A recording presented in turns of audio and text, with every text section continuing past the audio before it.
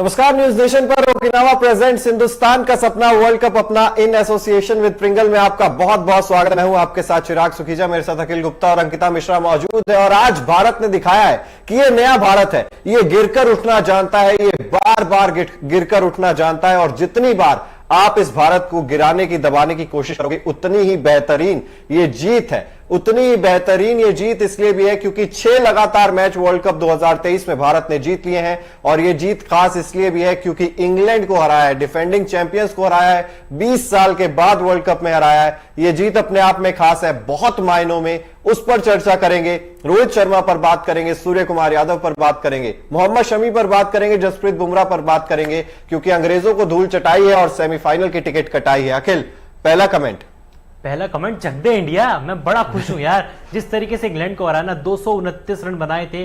कई लोगों का कहना था सोशल मीडिया पे कि यार इंडिया नहीं बना पाएगा, इंडिया के बस की नहीं है डिफेंड करना। लेकिन हमारे गेंदबाजों ने पावर प्ले के अंदर 4 विकेट लिए, 40 पर 4 था।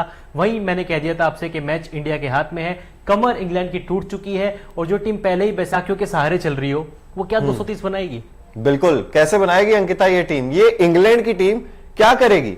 बिल्कुल, क्योंकि जब विराट कोहली आउट हुए थे और शुभमन गिल आउट हुए थे तो एक वक्त लग रहा था कि स्कोर जो है वो ज्यादा नहीं बन पाएगा। लेकिन फिर भी हमारे गेंदबाज इतने कमाल की गेंदबाजी करते हैं। शमी है, वहां पर बुमराह है और पहला विकेट ही बुमराह ने लिया लगातार, 2 विकेट चटकाए लगातार। तो यहीं से उम्मीद बन गई कि भाई, जैसे अखिल ने कहा कि 40 पर 4 विकेट हो गए थे और वहीं से हम मुकाबला जीत गए थे। और 20 साल बाद, जैसे चिराग ने कहा कि बहुत बड़ी खुशी मिली है टीम इंडिया को और भारत को भी बहुत अच्छी जीत मिली है और सेमीफाइनल की टिकट कटी गई और लगातार 6वीं जीत है। तो अब मुझे लगता है कि अब तो लगातार हम जीत ही जाएंगे। बिल्कुल, क्योंकि देखिए यहाँ पर बहुत सारी, कोई बात बोल रहा था कि इनको दोबारा सेकंड इनिंग्स करवा दीजिए, फॉलो ऑन दे दीजिए, फिर भी हार जाएंगे।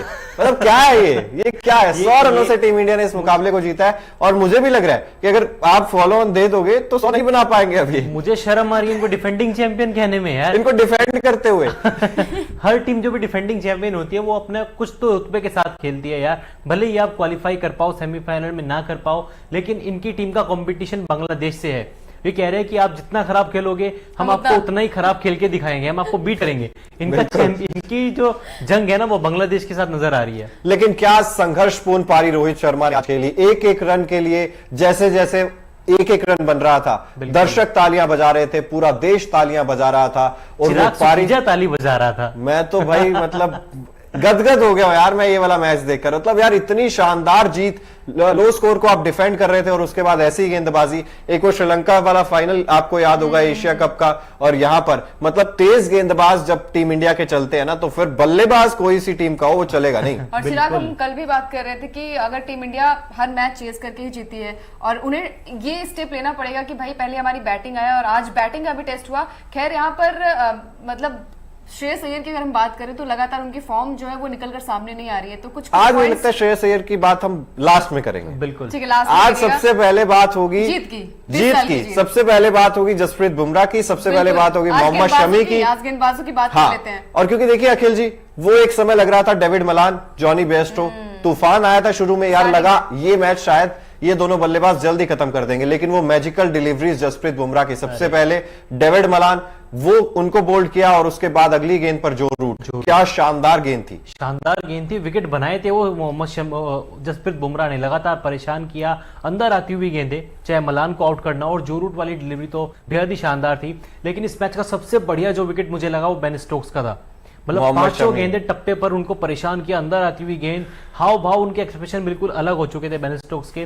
और 6वीं गेंद आती है, मिडिल स्टंप उड़ा के ले जाते हैं। 6वीं नहीं, वो प्रेशर लंबा था, लगातार मैं आपको बताऊं लगातार 15 डॉट गेंदें डाली और 16वीं गेंद वो जो बेन स्टोक्स का विकेट था आया। इंग्लैंड की टीम प्रेशर फील कर रही थी, पीछे हटे बेन स्टोक्स और ऊपर से मारने की कोशिश कर रहे थे, लेकिन वो शमी है यार, आपको पूरा विकेट ही छोड़ दिया था। मतलब स्टंप्स के आगे से बिल्कुल हट गए। सोचा था कि थर्ड मैन के ऊपर से खेल दूंगा, लेकिन तो क्या सोच रहे थे? गली क्रिकेट चल रहा है, बिरयानी खा के आता है हमारा शमी। आज तो गेंदबाजों ने देखिए मतलब महफिल लूटी है, क्योंकि शमी लगातार दूसरा उनका मैच है और इन्होंने कमाल की 4 विकेट चटकाए। 2 मैचों में 9 विकेट ले चुके हैं। 2 मैचों में 9 विकेट। और जिस तरीके की पारी आज टीम इंडिया ने खेली है, थोड़ी सी मैं कहूंगी बैटिंग में वो डेप्थ नजर नहीं आई है, लेकिन फिर भी गेंदबाजी यही होता है अखिल और चिराग की, आपका टीम गेम। अगर मान लीजिए अगर बैटिंग नहीं चली तो आपकी गेंदबाजी अच्छी वहां पर होनी चाहिए और आज गेंदबाजों ने अपने आप को प्रूव किया है।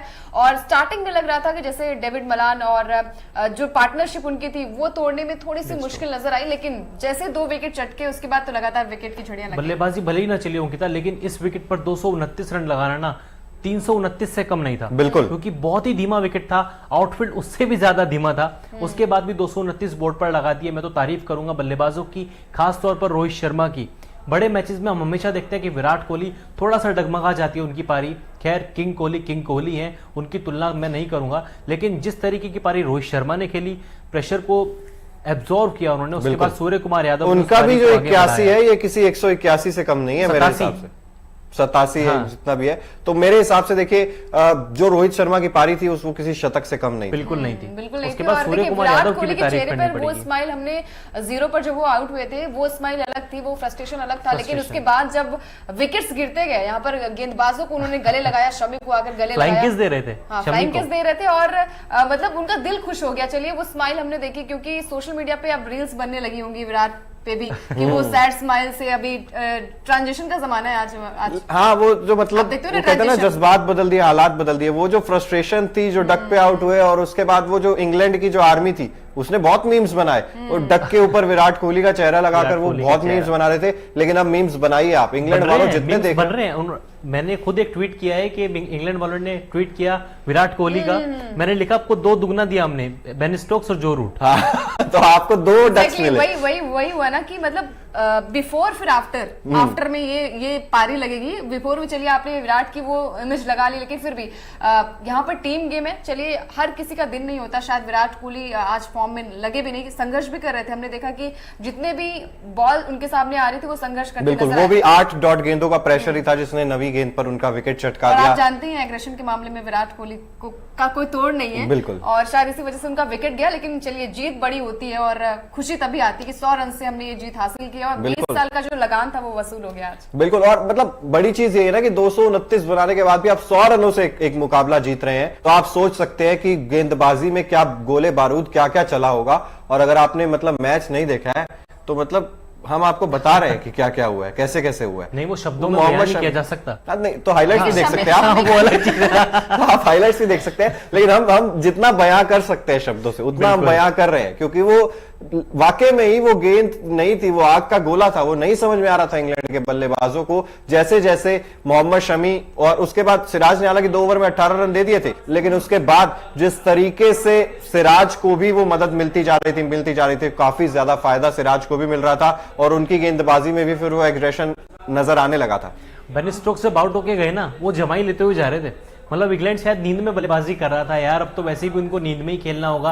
लगातार बिरयानी 4 ज्यादा हो मैच गई शायद। इंग्लैंड हार चुका है, अब वर्ल्ड तो कप के सोना ही सेमीफाइनल है, से अब क्या बाहर हो करना है। चुका है। वर्ल्ड कप की हिस्ट्री में इंग्लैंड पहली बार लगातार 4 मुकाबले भी आ रहा है। इससे शर्मनाक रिकॉर्ड आप और क्या बनाओगे यार। बिल्कुल, ये तो मतलब अब आप बांग्लादेश को ही आपने हराया है, तो फिर उन्हीं से ही आपका बिल्कुल, और कंपैरिजन कौन है अखिल की कौन। बात से वो मीम याद आता है कि भाई आप और बुरा खेलिए, मैं उससे भी बुरा खेलूंगा। बांग्लादेश वो आपस में टक्कर चल रही है, टक्कर चल रही है वो कि आपस में टक्कर। उनको पता है कि नीदरलैंड ने बहुत कुछ अचीव कर लिया है। नीदरलैंड भी जानता था वो सेमीफाइनल में नहीं जाएगी, जाएंगे, फिर लेकिन भी वो अच्छा क्रिकेट फाइट बैक खेलेंगे, किया। फाइट करेंगे। उन्होंने वो किया। अफगानिस्तान ने भी बहुत हद तक प्रूव किया है, वो लड़े हैं, भले ही मुकाबला हारे। लेकिन बांग्लादेश क्या कर रहा है, इंग्लैंड क्या कर रहा है, मेरे इंग्लैंड को क्या अब तक कर रहा समझ है नहीं आया। इंग्लैंड पे, क्योंकि डिफेंडिंग चैंपियन है, बड़े बड़े स्टार प्लेयर उनमें नाम जुड़ा हुआ है। बेन स्टोक्स जो कि संन्यास वापस लेकर आए मैच को जिताने आए थे यहाँ नहीं, पर। वो वर्ल्ड कप के बाद फिर से संन्यास ले लेंगे। वो कहेंगे मैं दोहरी सही हूँ। हाँ मतलब बेन स्टोक्स का तो आप देख रहे हो ना, पिछले जो 2 मैचेस उन्होंने खेले और उसमें हाल क्या हुआ था, तो यहाँ पर आप सोच सकते हैं कि बेन स्टोक्स का कैसा रहा है। 2-3 चीजें तय हैं। बेन स्टोक्स वापस रिटायरमेंट लेंगे, बटलर की कप्तानी भी जाएगी, और जो था कि जो रूट को फिर से वनडे में लेकर आए हैं कि वर्ल्ड कप है, जो रूट इंडिया में अच्छा खेलते हैं, स्पिन को अच्छा खेलते हैं। अब तो पेस को नहीं खेल पा रहे, स्पिन को क्या खेलोगे। वापस में अब वो ट्रांजैक्शन पीरियड चला जाएगा कि रूट फिर से टेस्ट क्रिकेट ही खेलते हुए दिखाई देंगे। बिल्कुल, और 12 अंकों के साथ एक बार फिर से टीम इंडिया पहुंच गई है वहीं पर जहां पर टीम इंडिया डिजर्व करती है, जहां पर वो रहती है, वो उसका घर है। वहां से कौन हिलाएगा? कोई नहीं हिलाएगा, कोई आगे ही नहीं उनके हाँ। आगे। क्योंकि अब बात चिराग भी कह रहे थे कि साउथ अफ्रीका से वो मुकाबला है हमारा, तो वहां पर हार्ट बीट नहीं, अगर चेज कर रही होगी साउथ अफ्रीका तो कोई हार्ट बीट नहीं होगी मेरे हिसाब से। तो वो मैच तो हमारा ही है, बस बैटिंग ना आए साउथ अफ्रीका की पहले, वहां पर थोड़ा सा मामला फंसता हुआ नजर आता है। जिस तरीके की हमारी गेंदबाजी चल रही है ना, आने तो साउथ अफ्रीका को यार, हम डरते हैं क्या? क्या बात है, ये अप्रोच टीम इंडिया की है और अखिल जी की भी है। जी हाँ, हम उनको मुंह पे देंगे, हम डरते नहीं है। हाँ, डरते नहीं है। और मुक्का लात, तलवारें, छुरियां सब चलेंगी, हम जीतेंगे वो देखिए मैच। न्यूजीलैंड को हराया था 20 साल बाद और आज फिर से इंग्लैंड को हराया 20 साल बाद। तो भैया रिकॉर्ड्स तो बहुत सारे बन रहे हैं और वर्ल्ड कप भी अपने घर आने वाला है फिर वर्ल्ड तो। कप भी अपने घर आ रहा है। 20 क्योंकि 20 बड़ी सालों बड़ी का, टीम्स को हमने हराया है तो वर्ल्ड कप तो हमारा ही हाँ, होगा। 20 सालों का संयोग पूरा हो चुका है। और लेकिन इस 12 वर्ल्ड कप साल में तो वाला इंग्लैंड तो मेरे हिसाब से बड़ी टीम वाला टैग Competition आप में नहीं नहीं कह सकते। थी। आप बड़ी टीम वाला टैग भी नहीं लगा बड़ी उन टीम पे नहीं, तो। बड़ी टीम इस वजह से क्योंकि डिफेंडिंग चैंपियन थी जब स्टार्टिंग के मैचेस खेल रहे थे और तब। वही मैं अब बात तो नहीं। करना चाह रहा था अखिल कि क्या ये चीज देखने को मिल रही है कि इंग्लैंड की टीम क्या बैकफायर कर रहा है, क्या उनकी अप्रोच ही उनके ऊपर बैकफायर कर रही है, क्या ओडीआई क्रिकेट की जो नब्ज है उसको पकड़ने में कामयाब नहीं हो पा रही है इंग्लैंड नहीं, की इस टीम। बात में कोई शक नहीं है कि ये टीम सबसे बेस्ट वनडे क्रिकेट खेलती है, मानोगे? टी नहीं, इस वर्ल्ड कप को की इस वर्ल्ड कप को अप्रोच अगर जो हटाओ। इंग्लैंड लेकर आई ओडीआई क्रिकेट में, क्या वो बैकफायर कर रही है? बिल्कुल बैकफायर करिए ना चिराग। आप खुद देखो ना, आपका कप्तान नंबर 5-6 पे बैटिंग करने आता है। एक ओपनिंग बैट्समैन को अगर आप नंबर 5-6 पर भेजोगे, वो भी खुद कप्तान, आप खुद कॉल लेते हैं, ये आपका सबसे खराब डिसीजन है। इनफॉर्म बैट्समैन को वर्ल्ड कप से ठीक पहले आप पहले वर्ल्ड कप में चुनते हैं, फिर अचानक से आप कहते हैं कि नहीं नहीं यार, मैं हैरी ब्रूक को लेकर जाऊंगा, जेसन रॉय को बाहर कर दूंगा। आपने मेन प्लेयर को अपने बाहर किया जिसने 19 का वर्ल्ड कप जिताया था। बेस्टो जो कि नंबर 4 पे बैटिंग करता आ रहा है, ओपनिंग करता है, लेकिन जब जेसन रॉय खेलते हैं वो नंबर 3-4 पे खेलते हैं, क्योंकि रूट वनडे टीम। और आज जब मैच से पहले मैं और लक्ष्य बैठ के यहाँ पर बातचीत कर रहे थे, तब भी मैंने उनसे ये सवाल पूछा था। मैंने कहा why not Jos Buttler as a opener, और बेस्टो को आप नीचे क्यों नहीं खिला रहे हैं? क्योंकि बटलर नई गेंद से खेलना जानते हैं, और अगर आपकी वही अप्रोच है तो फिर मेरे हिसाब से बटलर फिर आपके ज्यादा यूजफुल हो सकते हैं ओपनिंग बटलर ने स्लॉट में। ज्यादा आईपीएल खेला है कंपैरेटिव अगर आप करेंगे जॉनी बेस्टो से। मुझे समझ नहीं आ रही है प्लानिंग क्या थी। बेन स्टोक्स उनको आप एज अ बैट्समैन लेकर आए, उन्होंने कुछ नहीं किया। इससे अच्छा तो हैरी ब्रूक ही थे। मैं मानता हूं कि उनके आंकड़े भी अच्छे नहीं है, लेकिन इस वर्ल्ड कप में कम से कम कुछ पारियां तो आई थी। आपने उनको बाहर बैठा दिया बेन स्टोक्स को लाने के लिए, सब कुछ आपके उलट गया। सैम करन यार, चैंपियन प्लेयर आपका बाहर बैठा हुआ है जो गेंद से भी चलेगा, बल्ले से भी चलेगा और कमाल की फील्डिंग भी करके देगा, कप्तान को टिप्स भी देगा। चैंपियन प्लेयर आपके बाहर बैठे हुए हैं, तो ये टीम कैसे जीतेगी? बिल्कुल। तो चलिए फिलहाल उस सेगमेंट की तरफ चलते हैं जो आपका और हमारा हम सबका फेवरेट है। जैसे कि ओकिनावा का स्कूटर कॉस्ट इफेक्टिव है, आता भी इफेक्टिव है, उसके बाद भी इफेक्टिव तरीके से आपको एक जगह से दूसरी जगह लेकर जाता है। उसी तरीके से आज टीम इंडिया को जीत की तरफ कौन सा खिलाड़ी लेकर गया, एक नजर डालते हैं Okinawa effective player of the match पर। और पहले चलिए गेस कर लीजिए, वैसे स्क्रीन पर आ चुका होगा। शमी, आपके लिए? मेरे लिए शमी। मेरे हिसाब से आज ओकिनावा इफेक्टिव प्लेयर होने चाहिए रोहित शर्मा, क्योंकि शमी के लिए आगे आने वाले टाइम में बहुत कुछ है। हमारे पास एक सेगमेंट है ना, हमारे पास बहुत सारे सेगमेंट। तो Okinawa effective player Rohit Sharma 87 बनाए 101 गेंदों का सामना करते हुए, और ये पारी थी जिसने टीम इंडिया को पहुंचाया 229 तक। ये संघर्ष था, ये लड़ाई थी, और ये लड़ाई थोड़ी देर के लिए नहीं चली, काफी देर के लिए चली। परेशान हुए, बीट हुए, एजेस लगे, लेकिन वो कहते हैं ना कि जहां रोहित शर्मा होते हैं वहां पर फिर चलता है बल्ला उनका। जब वो टिक जाते हैं तब उन्हीं का ही बल्ला चलता है। बिल्कुल बल्ला चलता है, क्योंकि रोहित हिट है और हिट पारी आज उनके बल्ले से आई है। और आज प्लेयर ऑफ द मैच का अवार्ड भी लेकर गया रोहित लेकर गए। शर्मा। और रोहित शर्मा हर वक्त कमाल की फॉर्म में रहते हैं। 1-2 मैच छोड़ दीजिए आप ऑस्ट्रेलिया, देखिए यहाँ पर विराट और रोहित के फैन भी बैठे हुए हैं, मैं और चिराग, तो इक्वल हो गया। नहीं,